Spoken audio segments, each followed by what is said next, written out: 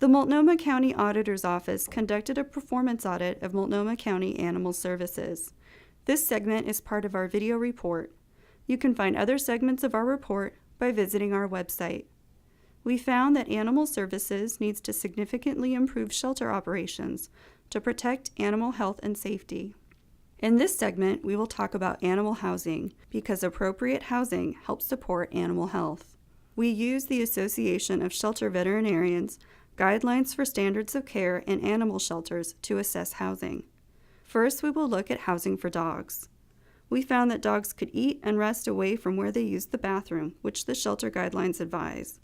But the housing could be too hot in the summer because there is no air conditioning in the kennels. The red line on this chart shows the average outside temperatures between June and August 2015 for Troutdale, where the shelter is located.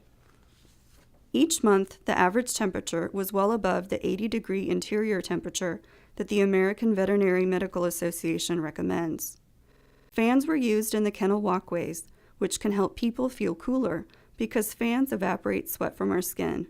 But dogs only sweat through their paws, so fans provide them with little relief. Management has informed us that they are addressing this issue by installing cooling mechanisms by June 2016. Now let's turn to the housing for cats.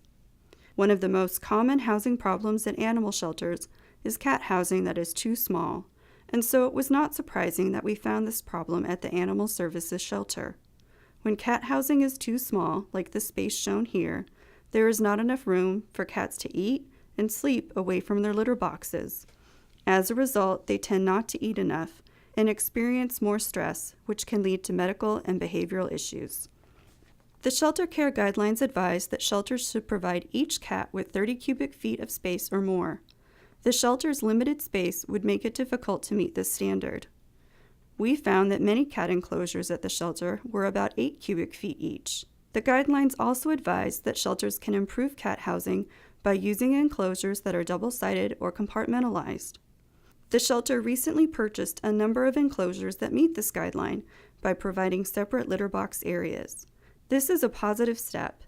We encourage Animal Services to continue purchasing more of the compartmentalized enclosures and to meet the shelter guidelines space recommendations. Now we will turn to keeping animal species separate. Keeping species like cats and dogs separate throughout their shelter stay is important because it helps reduce the stress they experience. Predatory animals like cats should not be housed with prey species such as rabbits and birds. At Animal Services shelter, we observed that these prey species were sometimes housed in the same intake area as cats, apparently because the shelter did not have enough space to house them away from one another.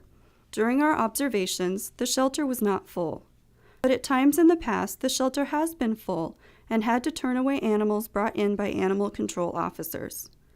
This can be a problem, particularly when there is an animal hoarding situation and a large number of animals need to come in at once. There needs to be better contingency planning to make sure animals are not turned away. There are also instances when people can no longer care for their pets and bring them to the shelter. In 2010, Animal Services passed an internal policy that it would accept owner-surrendered animals only under specific conditions.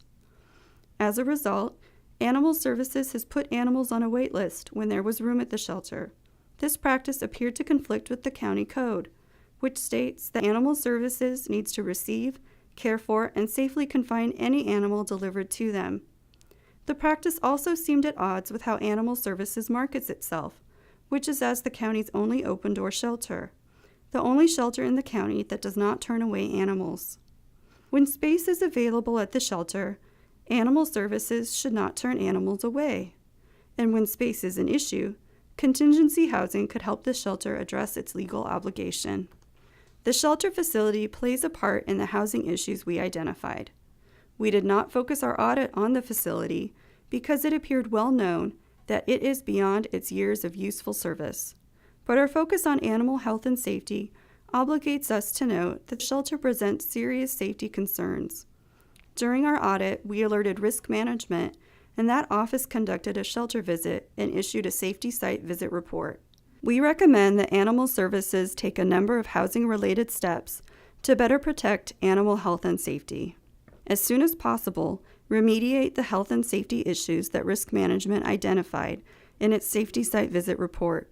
As soon as possible, remediate the cooling issues in all dog kennels.